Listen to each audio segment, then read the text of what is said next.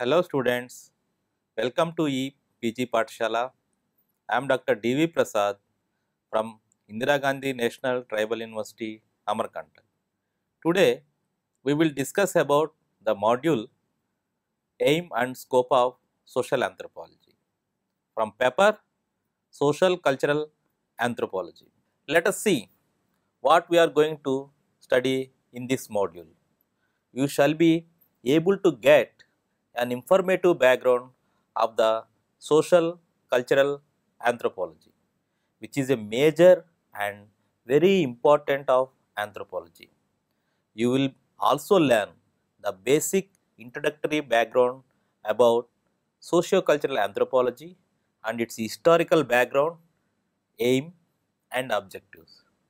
This module also provides knowledge about the entire subject matter of the socio-cultural anthropology as well as its different sub-branches.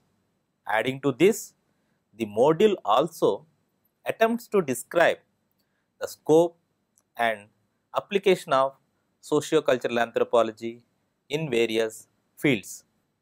This module also have objective of to give a basic understanding to the students about the socio-cultural anthropology, its history, origin, elements and subject matter.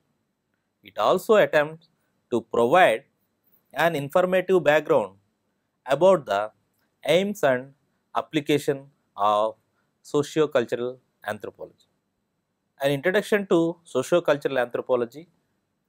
Anthropology is a social science which studies mankind in its entirety. The word anthropology is derived from two Greek root words, that is anthropos, the Greek term for human, and logos, the Greek term for word. Now it is used to refer to a field of study. As its very name indicate, anthropology is the scholarly discipline that studies humans in a very real sense. Anything about humans can be studied from anthropological perspective. In practice, most anthropologists focus on just one or few aspects of what it means to be human, but they also integrate other perspectives into their work. They may make use of cultural, archaeological, linguistic or biological data, and they also draw upon insights from other disciplines because they strive to take all relevant data into consideration. Anthropologists tend to work from an interdisciplinary, holistic and integrative perspective. As we shall see, this broad approach is very useful for considering one of humankind's most unique trait, religiosity, our capacity for religious thought and spiritual experience. In a more specific terms, anthropology is a science which investigates the strategies for living that are learned and shared by people as members of human social groups.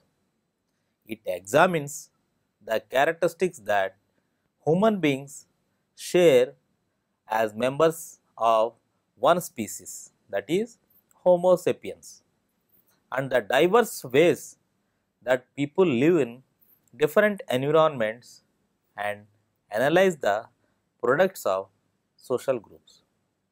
Material objects, that is tools, clothes, houses, etc., and non-material creations like beliefs, values, practices and institutions, etc. With this holistic perspective, anthropology intersects with multiple approaches to study of humankind as biological, social, cultural, historical, linguistic, cognitive, material, technological, affective, and aesthetic. This interdisciplinary is integrated with an anthropology as a whole and formalized in the four major fields that compose the discipline. They are archaeological, biological, linguistic, and socio-cultural anthropology. Although many anthropologists conduct research across these fields. Meaning and definition of social cultural anthropology. A single sentence definition of social anthropology is of doubtful utility. Social anthropology addresses the big questions of what is to be human by studying the amazingly diverse ways in which people in all parts of the world make a living, organize themselves, make families and communities, and think about the world around them and how to live a good life. According to Evans Pritchard, social anthropology includes the study of all human cultures and societies. Basic idea is that it tries to find out the structure of human societies all over the world. What social anthropology seeks to establish is that all societies, notwithstanding any country, are an organized whole. It is not just the separate customs or beliefs that are different, but the whole pattern of working, living, marrying, worshipping, organizing politically, keeping order, and so on. Everything is different from the way we do things because the structure, the plan, and the ideas behind them are different. It is here that social anthropology, on one hand, accounts for the social and cultural variations among the different tribal groups, but on the other hand, it also conceptualizes the similarities found between tribal social systems and human relationships. As a matter of fact, when we try to understand the tribal economy as a particular group, for example, Gond tribe, we try to find out how this economy is connected with other aspects of the Gond society, for example, marriage, kinship, folklore. Evans Pritchard further adds by comparing social anthropology with the sociology that it is a general body of theory to primitive social life which constitute the subject of social anthropology. In other words, social anthropology studies number one, primitive societies, number two, generates data by doing field work. John Lewis has defined social anthropology in a very conservative style.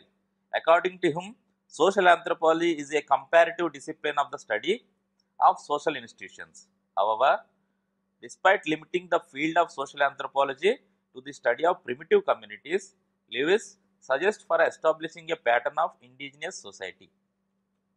Erikson, on the other hand, puts emphasis on the study of small places in social anthropology. He argues that social anthropology intensively is concerned with the small places, but these small places related to large issues. Anthropology, being a large and diversified subject, is practiced somewhat differently in different countries, although it retains its distinctive character everywhere. A. L. Kroeber, in his celebrated work on anthropology, published in the 40s, divides anthropology broadly into two divisions: physical anthropology and socio-cultural anthropology. At a later stage, the socio-cultural anthropology got split into cultural anthropology and social anthropology. Even today, this split is not readily accepted all over the world. By elaborating the anthropological traditions at the regional level in each country and continent, we would identify a number of variations. According to Piddington, social anthropologists study cultures of contemporary primitive communities. This definition of social anthropology is a bit narrow because anthropology does not only study primitive cultures but studies contemporary cultures also. Charles Winnick has opined that social anthropology is the study of social behavior, especially from the point of view of the systematic comparative study of social forms and institutions. S.C. Dubé defined social anthropology as that part of cultural anthropology which devotes its primary attention to the study of social structure and religion rather than material aspects of culture. It is clear that social anthropology studies the different aspects of social structure such as social institutions, social relations, and social events. Historical background. Social anthropology as we find it in India, South Africa, and elsewhere outside the US originate from England. Evans Pritchard has elaborated the origin and development of social anthropology in England. He says that subject was taught at Oxford since 1885 under the name of anthropology, ethnology. It was started at Cambridge and in London in 1900 and 1908 respectively. But the first university chair which bore the title of social anthropology was started in 1908. Sir James Fraser was the honorary professor at Liverpool in 1908. Since then, the subject has received wider recognition and it now taught under the name of social anthropology in Great Britain. But it is argued that historically early anthropology started sometime during the 18th century. According to some historians, the origin of social anthropology is traced to David Hume and Immanuel Kant, who are the first philosophers to define social anthropology. Hume was a British empiricist who argued that experience was the only trustworthy source of valid knowledge. Kant contrasted the empirical research to social anthropology as given by Hume. He argued that people had certain shared innate faculties which were assumed to be embedded in their mode of thought. The 19th century social anthropologists were greatly influenced by the findings of Darwin and his associates. The definition of social anthropology given by social Darwinists is a landmark in the development of this discipline. The foundations of present anthropology go back to Henry Main's Ancient Law and Lewis Henry Morgan's book, including Ancient Society. Both of these authors developed theories of primitive society which were to wield influence far into the 20th century. The theory expounded by Morgan was one. There were other theories too. For instance, Westermarck set out of the theory of human marriage. Briffault propounded the theory of family. What we intended to conclude here is that there was a team of evolutionists which established theories of culture, including religion and other fields of social anthropology. These evolutionists include W.H.R. Rivers, Taylor, Fraser, William James, A.C. Haddon, and Charles Seligman. All these early social anthropologists defined social anthropology as a science of social evolution. In other words, social anthropology studies the origin and evolution of social institutions such as society, religion, marriage, kinship, and so on. Franz Boas and Malinowski are often regarded as the first modern anthropologists. Boas belonged to Germany, but he came to US in 1880 to study the American Indians. He conducted field research by himself and founded modern American cultural anthropology. According to Malinowski, functionalism is the most important approach of culture growth. Aims of social anthropology. The primary aim of social anthropology is to gather information about human nature. Human nature is a controversial subject. Different scholars have laid emphasis upon different aspects of human nature. Primitive man and society present human nature in its most rudimentary raw form. Therefore, their study is useful for the understanding of the basic essentials of human nature without much influence of culture upon them. Another aim of anthropology is the study of the process and results of cultural contacts. Most of the primitive societies are gradually coming in contact of more developed cultures. This contact is gradually creating social, religious, economic and political problems and disorganization. The administrators and the social planners require the help of social anthropologists in understanding of processes and consequences of cultural contacts. According to the Royal Anthropological Society of Great Britain and Ireland, the most important aims of social anthropology are the following. Number 1, the study of primitive culture in its present form. Number 2, the study of cultural contact and specific purposes. This includes the exploration of the influences of outer groups creating cultural changes. Number 3, reconstruction of social history. Number 4, search for universally valid social laws. Thus, the chief aim of social anthropology is to study human society, social institutions, culture, and kinship bonds in their most elementary form. Besides being useful for the understanding of the present day human societies, it aids to our knowledge of human history as well as the nature of social institutions. It is hence that social anthropology is closely related to history and archaeology. The above aims of social anthropology are particularly evident in the utilization of functional method in its study. According to Malinowski, in the functional method, we try to discover those human needs which maintain his biopsychic existence and finally his higher intellectual survival. The functional method also helps us in finding out ways and means for the fulfillment of these needs. As Ratley Brown has aptly pointed out, culture is an integrated system. It serves certain functions with reference to human societies. It aims at discovery of the general principles required for the explanation of cultural phenomena. It is clear that discovery of the functions of social institutions, needs and culture etc. in primitive societies.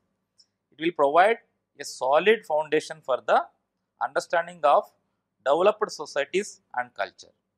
For example, it has been discovered that components of culture act separately as well as together. All this has been useful in the understanding of present day societies.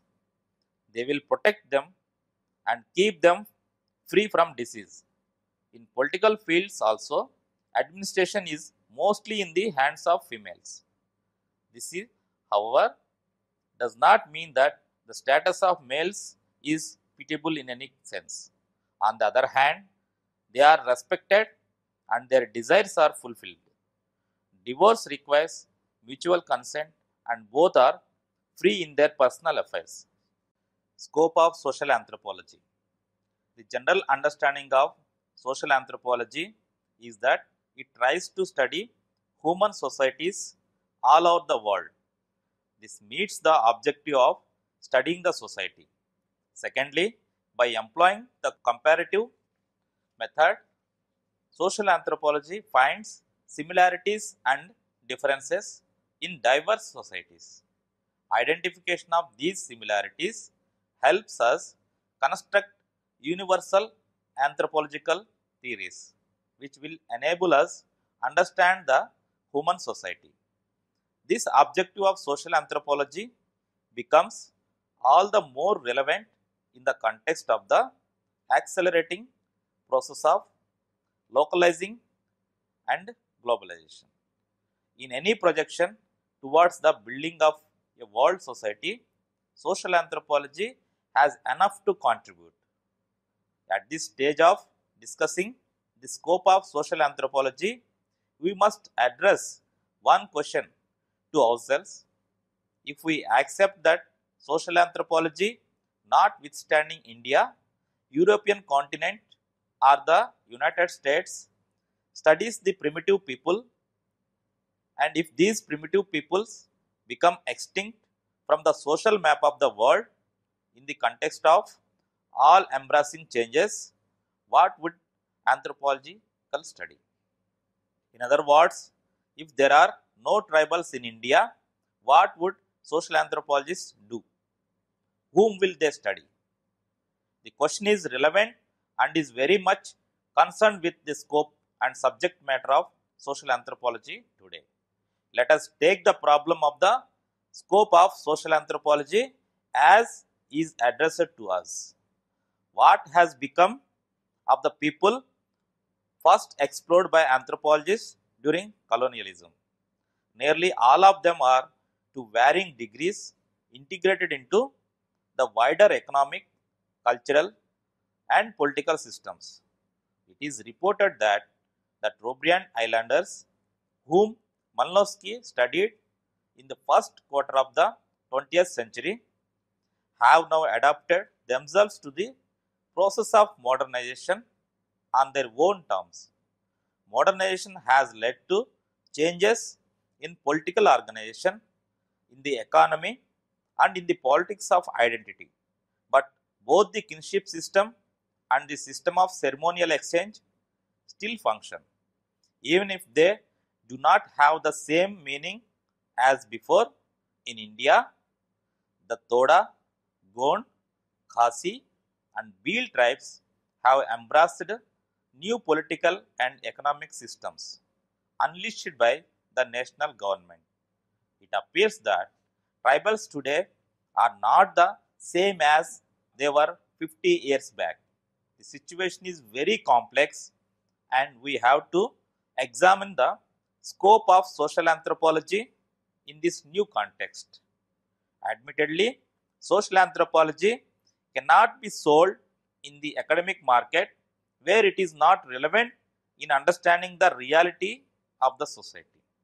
It is also in the interest of social anthropology that it does not remain only a veiled discipline, closing its eyes to the society's demands and expectations. At the outset, we would like to observe that the subject matter and scope of social anthropology have never been conservative, not will to change, quite static and sterile. It has always been changing. Social anthropology is concerned with culture per se, whether it belongs to the primitive man of the Stone Age or the European city dwellers of today. It includes a study of different parts of culture, social institutions, economic and political administration. Its wider scope can be illustrated more by describing its branches, such as number 1, ethnography, number 2, familial anthropology, number 3, economic anthropology, number 4, political anthropology, number 5, symbology and linguistics, number 6, thought and art. Let us go by each one in detail. First of all, ethnography. Ethnography is the main field of anthropology. It is regarded as the descriptive study of cultural group or community.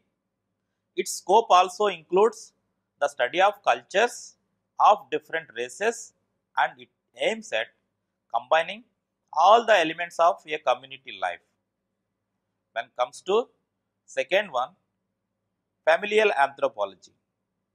Family is the basic institution of society. Social anthropology, therefore, studies the family also. It takes up a comparative study of the families of different cultures and societies and it covers different forms of family along with progress. Comes to the third, economic anthropology. Economic rules play an important part in social organization. Some radical changes take place in social structure along with a change in economic administration. Social anthropology, therefore, minutely studies the economic administration of primitive and civilized human societies and of different levels of evolution in them. When come to political anthropology has also an important place in social structure along with economic administration. Social anthropology, therefore, studies all types of political administration, laws, governments, and rules of punishment, etc. This branch of social anthropology is known as political anthropology. Comes to symbology and linguistics. The study of different symbols of human behavior which are current in language of different societies supplies many important facts for the study of society. Social anthropology, therefore, studies all these also. Thus, we whole linguistic field falls within this branch of social anthropology. Final one, thought and art. The study of thoughts in theoretical study is very important. Thought includes religion, magic, science, and even legends. Social anthropology is a comparative study of all these things in ancient human societies. Art is an important part of culture, and culture depicts the interior of a society. Social anthropology studies sculptures, metallurgy, and even dancing and instrumental of vocal music.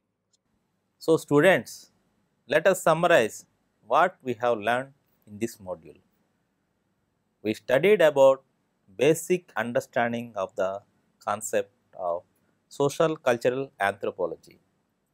In this, we have gone through the various definitions given by the anthropologists like Evans Pritchard, John Lewis, and Erikson.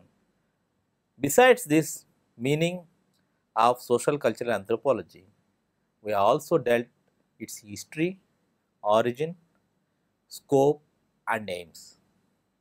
It also provides an informative background about aims and applications of social cultural anthropology. You all must remember that anthropology is a social science which studies mankind in its entirety with its holistic perspective. You all know economics deal with the economic aspect only. Political science deal with political aspects. Like geography, geographical aspects. So, every branch, every discipline will deal a particular aspect of human beings. Whereas anthropology, with the holistic perspective, we cover all aspects of human being, which includes physical, cultural, religious, art, religion, everything. That is why anthropology intersects with multiple approaches to study of humankind. It includes biological, social, cultural, historical, linguistics, cognitive, material, technological, affective, and aesthetic. This interdisciplinary is integrated with anthropology as a whole.